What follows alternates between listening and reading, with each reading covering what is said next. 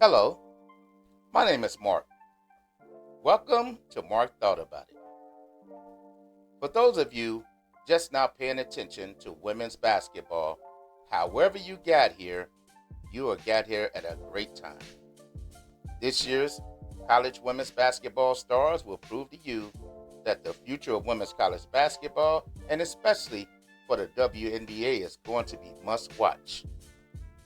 I'm going to be your cheat code and guide you through who some of these players are, what teams they play for, and why you need to see them this year. I'm going to begin with my list. I'm going to start with number one, Juju Watkins. Juju, whose birth name is Judea, her nickname is Juju. She's a 6'2 sophomore guard. She plays for USC, which is Southern California. Last year, as a freshman, she scored 27.1 points per game and 7.3 rebounds per game. Juju has scored more points than any freshman in history at 920 points. And she is the nation's top returning scorer from last season. She really is the top baller that you can find in college women's basketball today. Now understand, there are many stars that's going to be in college basketball, but Juju right now is really ranked up there to be the star of this group that's coming out, even though she's only a sophomore. She came out of high school, as they call it, highly touted. A lot of schools was fighting for her. They knew about her from middle school and was wondering, will it carry over into the high school? And it did. And will it carry over into college? And yes, it has. So Juju, even in high school, had signed a Nike deal. She had a shoe deal coming out of high school to college. And now that she has such an outstanding freshman season, they renegotiated the contract, and Nike gave her an extension. And they made her the highest paid woman athlete to have a shoe deal in women's basketball. Now, that's saying a lot. Number two, Paige Bueckers. Paige Bueckers goes by the nickname of Paige Buckets. She is a 6-foot guard. She's a senior coming out of UConn, University of Connecticut. She finished last season with 21.9 points a game and 5.2 rebounds a game. Paige Bueckers is such a basketball phenom. There's really no award in basketball that she has not won. I mean, her awards from freshman year, junior, her awards just keep accumulating. She was the AP Player of the Year in 2021, the John Wooden Award winner 2021. She was a two-time unanimous first-team All-American in 2021 and 2024. And those are just among some of the many awards that she ended up accomplishing. Now, the only thing that has affected Paige's game that slowed her down in any way has been injuries. In her sophomore year, she injured her left knee and missed the rest of her sophomore year, came back to play within in her junior year and got re-injured. She ended up having an ACL injury. And at some points like that, you begin to wonder, is that the end for someone when they have surgeries like this in back-to-back type of situations? But Paige came back in her junior season, had a dominating, phenomenal season to the point where she, like I spoke, had another unanimous All-American selection. So Paige Bueckers is unique in the way that before the injury, she was dominant, and after the injury, she's dominant. So this season is going to say a lot for Paige Bueckers, and I am hoping and praying that she's healthy and plays well for her team. I would really like to see her continue to be the star that she is. Number three, Hannah Hidalgo. Hannah is out of University of Notre Dame. She's a 5'6" guard. Last year as a freshman, She finished the season with 22.6 points per game and had 5.3 rebounds a game, as well as 4.6 steals per game. Not only is she the type that'll give you bucket after bucket and be so dominating, she's also a defensive threat. She is amazing on a defensive end. In her freshman year at Notre Dame, in her very first game, her team played against who would eventually be the national college champions in South Carolina. Hannah Hidalgo scored 31 points against South Carolina. She also has a situation where she scored at least 10 points in all 35 of the games that she did play. She led the country in steals. Now that says a lot, considering somebody scoring as much as she is to take the time to be a defensive presence to lead the country in steals. She was an AP All-America first team. She was the ACC Tournament MVP. She was the ACC Defensive Player of the Year and the 2023 USA Basketball Female Athlete of the Year. Another thing I love about Hannah is that hair. That reddish orange hair, afro puffs and all. I did see that she's changing her look up, but that's all I looked at last year and saw that hair blazing past as she was shooting past somebody scoring. So looking forward to another year of that from you, Hannah. Hash 4. Kiki Iriafen. Kiki, whose real first name is Okiki Ola. She is going to be a senior. She's a 6'3" forward. She plays for USC, but she transferred from Stanford to come to USC. And the stats that I'm about to list all came from her 3 years of playing at Stanford. She scored 19.4 points a game last year, 11 rebounds per game, and she had a career high 41 points versus Iowa State. She scored 1,071 points in her 3 seasons at Stanford. She was the Pac-12 academic honor roll player as well. Now, I know there may be many on the list that have that situation and that accolade, but when we're talking about academics to go along with the ability to score, to defend, to shoot, to me, I think that needs to be highlighted. So I'm putting that out there. So as I was stating, Kiki, 3 years at Stanford, now has transferred to USC. What did I say first? I said Juju was at USC. Now we get Juju and Kiki together. This is going to be good. And at first I wondered about that because South Carolina went through the whole season dominating everyone, and it didn't look like nobody was going to stand a chance. But when you do things and transfer like a Kiki going to play with Juju and the team that they had, because they had a good team last year. So that's going to be very interesting to see. 5. Madison Booker. Madison Booker is 6'1". She's a forward guard. She's a sophomore playing for Texas. And she, in her freshman year, she finished the season as the co-Big 12 Player of the Year. This is the first time a lady freshman won that honor. So that says a lot. She finished with 16.5 points per game, 5 rebounds per game, 5 assists per game.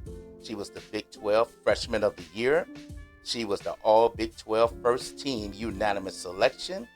She was a 7-time Big 12 Weekly Award winner and also a 3-time National Weekly Award winner. So Madison, going to be watching you this year. Let's see if you can do that again. All right. 6, Lauren Betts. Lauren Betts is a 6'7" junior center for UCLA.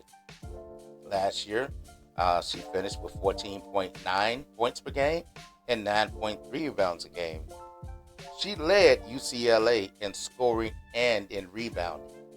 Now, as much dominance as the UCLA men had in their big history, Final Fours and such and everything that's going on, the UCLA women has never established that type of dominance.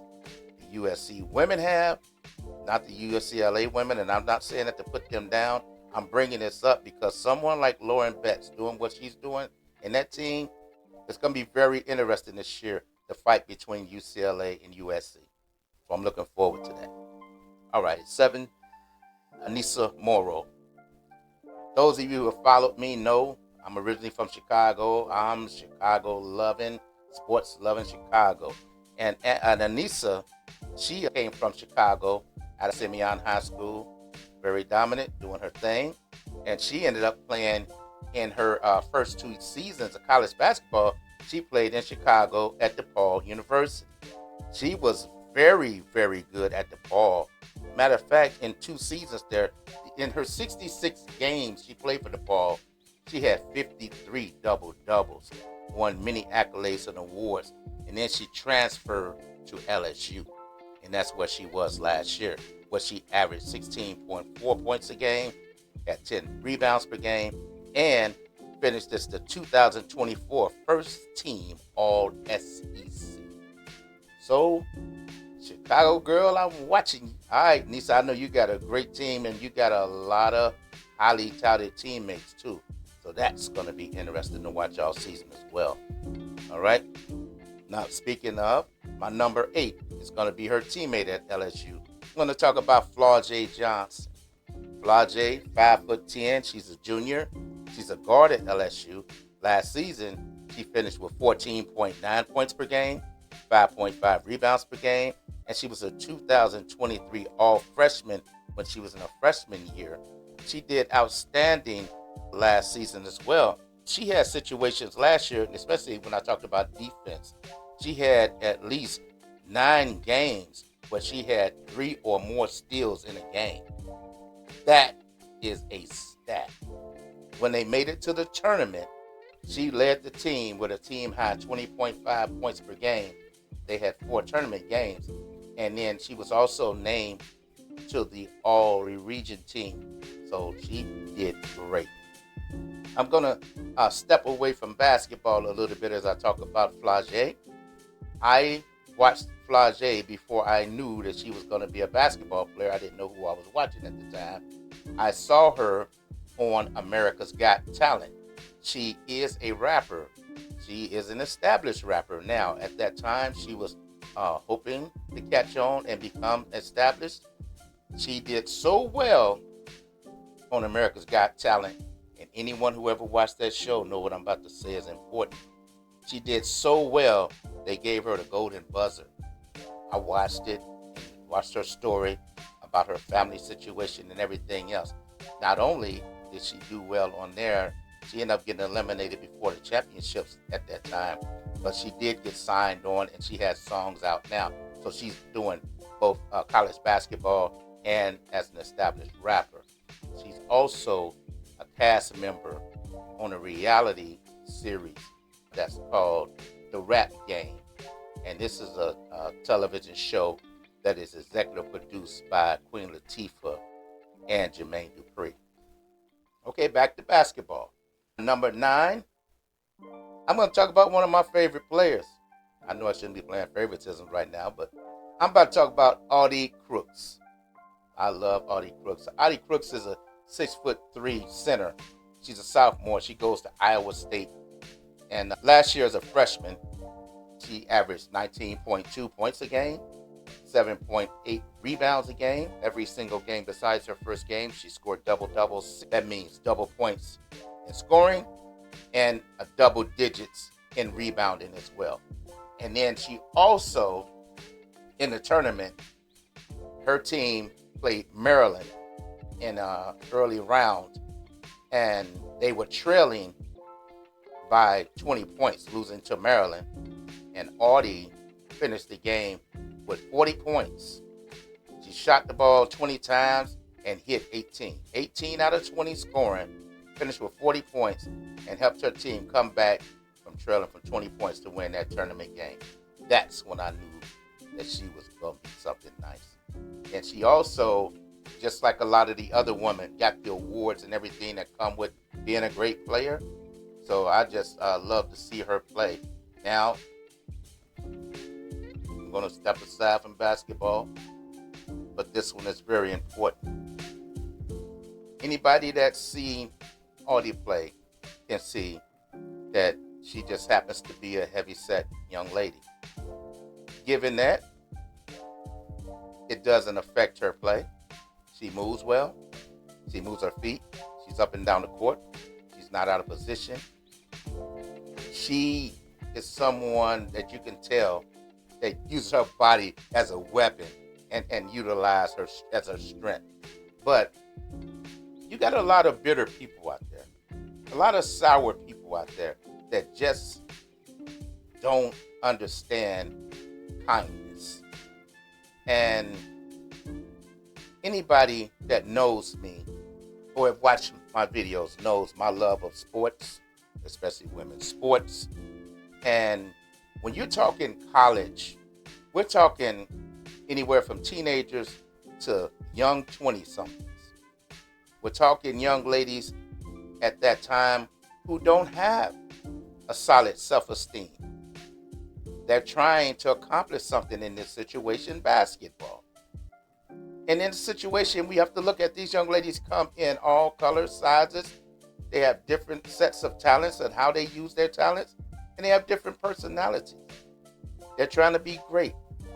They're trying to do something, trying to accomplish something. But when we're dealing with these bullies and trolls and a-holes online and any other way that they want to be doing in secret or whatever, because they're cowards. They won't say it to your face. And then you turn around and think things are funny when they're not. Well, this is how this young lady was attacked. And I felt it was sickening to me. These people act like they don't have sisters or daughters or girlfriends. Let the young lady play. Let all the young ladies play. It don't take that. You're passing judgment. If somebody click on your picture, I bet you won't want to be laughed at if something was on you. But I'm getting off track a little bit, but I think it's stupid. And I didn't want to let that go past. Audie Crooks, I watch you play. I see that you also have taken the time to try to lose weight and everything else. Let me say this. If you chose to lose weight for you, I'm happy for you. If you chose to lose weight for somebody else, that could be a headache. That can cause a problem. You're not going to please everybody anyway. Keep doing you. The main thing for you to do is be healthy. And that's it. If you're healthy and you're playing ball, go on with your life. Enjoy your family. Let them kiss your butt. Love your game. We'll be watching you this season. To my number 10, I'm going to talk about Tania Latson. I'm hoping that I'm saying your name right. I don't know if it's pronounced Tania or Tanaya. And if I'm saying it wrong, I want to apologize here on air. Tania Latson, 5'8" junior. She's a guard from Florida State, coming out of Miami area. She scored last year 21.4 points a game and 4.1 assists per game. She led the ACC conference in scoring last season. She had 7 30-point games. This young lady is a scorer. She's an attacker. She's a great game. I like watching her play. Tania, when I watch your game, it's one of those things when somebody say, if you know, you know. That's how I feel when I watch somebody like her play. Now, before I close out, let me say, I've named 10 young ladies. I didn't name everyone. There's so many more to watch. It's going to be a great season. I'm already watching the beginning of this season as I'm recording this right now. It's going to be good. So if you are a fan of women's college basketball, buckle up. Get your popcorn. We're going to have us a good one. If you're new to it, you got a good surprise coming. To me, I feel like women's basketball is better than men's basketball in a lot of ways, but more ways because of fundamentals. I find that when I watch men's basketball, it doesn't matter if it's high school, college or pro. I'm going to see dunking or three-pointers. That's about all. When I watch the women's game, I watch fundamentals. I hear communication. And more importantly than anything else, just about every female out there is hitting free throws. It's a shock when they miss free throws. And that's even in the WNBA. So with that being said, I passed you a cheat code. It's up to you to use the cheat code and go from there. And as the season goes on, when you see these stars start going, you can always say, hey, I watched that on Mark Thought About It. He was right about that one and them. Well, that's all I had to say. I'm going to go ahead and let this go right here. If you will, I hope that you will drop me a like, hit me with some comments, or even subscribe. But I'm going to leave this right here and wish you a wonderful, wonderful day and hope that all is well with you. Bye-bye.